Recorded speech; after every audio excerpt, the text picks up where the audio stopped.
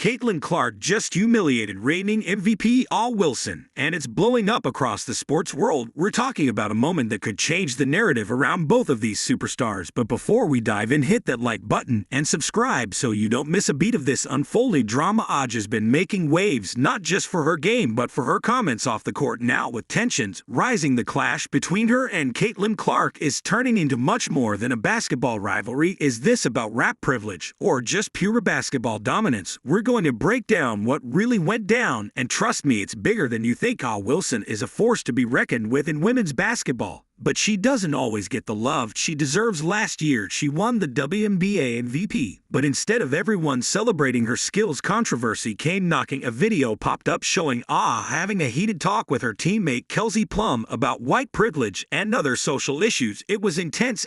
Was laying it all out, letting everyone know she's aware of the privileges some players have, including herself. But let's be real, it's not every day you hear someone lecture their teammate while also winning MVP. Some people are wondering if she's pushing things a bit too far, especially when she's living a life many can only dream of. Imagine getting called out for privilege while you're holding a trophy. Recently, was back in the headlines when another video went viral. This time, she was pointing at Caitlin Clark and calling out white athletes like Paige Beers, saying they should be grateful for their privilege. And guess what? This happened while Aja's team is struggling to even make the playoffs. Talk about picking the wrong time to start a debate. Critics are like, maybe focus on winning a few games before you start calling people out. The strange part is this video was filmed over a year ago, but it's making waves now, which makes you wonder if Aja was sending a message aimed squarely at Clark. Timing is everything, and right now the timing feels off. It's a bit confusing to see Aja pointing fingers about privilege when, let's face it, she's had a pretty cushy life herself. Meanwhile, Caitlin Clark is out here smashing records and making the league look easy. It feels like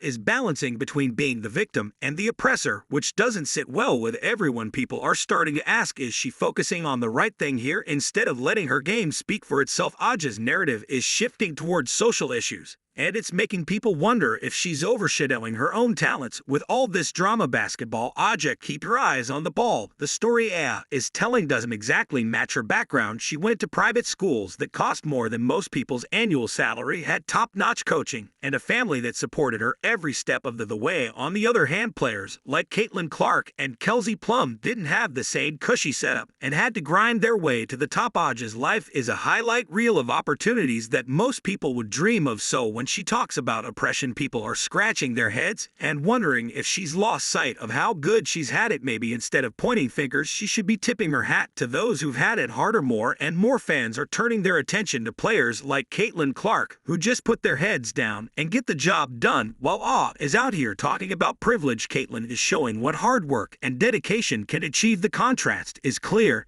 and it's making people ask some hard questions. Why should play the victim when her life is filled with so many perks? Clark and Plum have had to fight for every bit of recognition, and they've done it without any handouts. It's hard for people to buy into Aja's complaints when they can see how much she's been given. The idea of privilege is at the center of all this drama. Keeps calling out white players for not understanding the benefits they've had, but it's clear that she's had more than her fair share of privilege too. Before she starts pointing fingers at others, maybe she should take a long look at the road that got her to where she is today. There's a real frustration among fans when they see athletes like Kelsey Plum and Caitlin Clark work so hard to make it, only to have their efforts overshadowed by complaints about privilege from someone who's had plenty of help along the way. Jason Whitlock wasn't shy about calling out. He tore into her, saying it's ironic that someone who's lived a life of comfort is now talking about how tough things are. Whitlock didn't hold back, pointing out that Aja's complaints don't really match up with the reality of her situation. She's in a league where most of the players are black women,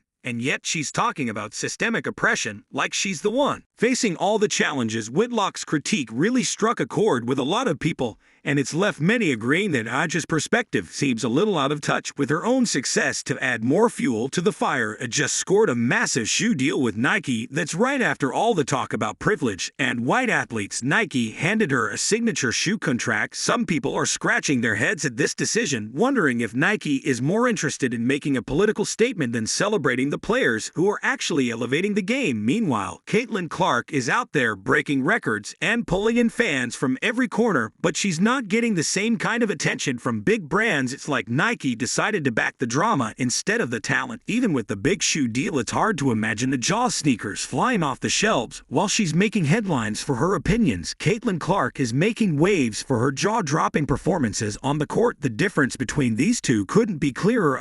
Is talking about social issues while Caitlin is letting her game do the talking. Some people are even saying that Nike bet on the wrong horse by focusing on Aja instead of riding the wave of Clark's undeniable talent. It's a business decision that might not pay off in the long run. While Aja continues to talk about privilege and inequality, Caitlin Clark is rewriting the history books in women's basketball. Clark's performances are nothing short of spectacular, and she's drawing in fans from all over, not just because of her talent but because of her sheer determination and focus. While is stuck in a debate, Caitlin is out there doing what she does best, dominating. The difference is stark, and it's no surprise that Clark is winning the hearts of fans from every background. Even people who might not have paid attention to women's basketball before are tuning in just to see what she'll do next. H.R. Wilson's recent efforts to undermine Caitlin Clark are both sad and necessary. Every time Aoga complains about privilege, she exposes her own insecurities instead of focusing on her achievements. While she tries to present herself as a victim, it becomes more and more clear that she's worried about being overlooked. Ironically, the more she speaks out, the more it highlights Caitlin's rising stardom. When Caitlin Clark's signature shoe is eventually released, it will be as though Aja's popularity is being used to boost Caitlin's legacy. Aja's attempts to criticize Caitlin only hurt her own reputation, while young fans continue to choose Caitlin as their favorite player, ensuring that she will get the most attention.